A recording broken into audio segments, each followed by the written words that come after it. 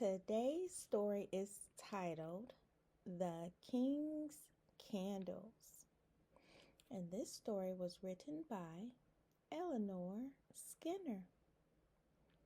Let's get into the story. Once upon a time, there lived a good king who was driven from his home by an enemy. A few faithful knights and servants fled with his majesty to a forest where they found shelter in deep, rocky caves. The flight from the king's palace had been so hasty that the knights and the servants could bring only a few things for their king's comfort.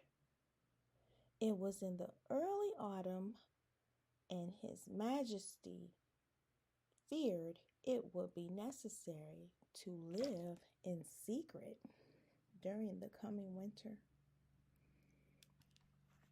You may be sure the king was well pleased to find his knights had brought a few warm blankets and robes.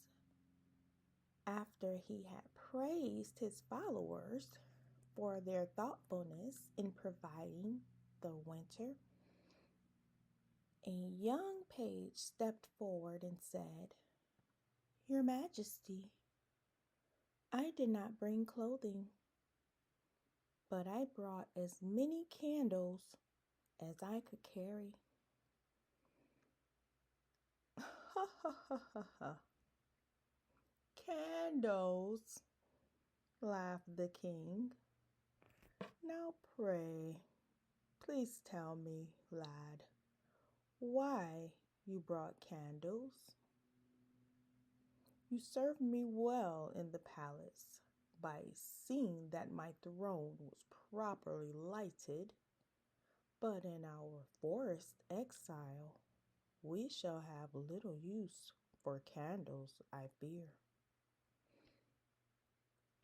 Sire, replied the page, I thought your majesty would wish to hold council in the evenings, and that I could light your throne seat with candles, as was the custom in the palace. Oh, I fear my throne seat, as you call it, will be nothing more than a rocky ledge for some time, said the king. See, there is one in the inner cave which will serve. So long as the candles last, my faithful lad, your king will not be obliged to hold councils in the darkness. So long as the candles last, repeated the king's page to himself. I hope our soldiers who are seeking help will be able to drive the usurper away before winter comes. The king and his followers soon adapted themselves to life in exile.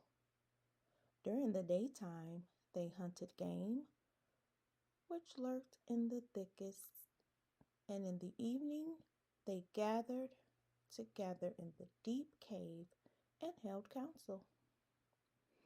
Then it was the king sat on his rude throne, lit by 2 candles.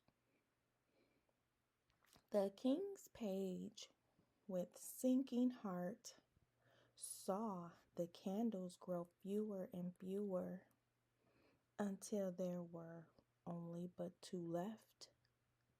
Then at last came an evening when the candles were missing from the king's throne. In a dark corner of the cave, the little page sat grieving because he could not see his king's face. It happened one morning that the lad wandered to the edge of the woodland where the highway separated the richly colored forest trees from a stretch of meadowland where the white mist was slowly lifting. On the roadside was an old woman carrying a large sack on her bent shoulders. When she reached the place where the king's page was standing, she set her sack on the ground and looked wistfully at the meadow, then at the deep ditch which separated the field from the highway. "Shall I help you across the ditch?"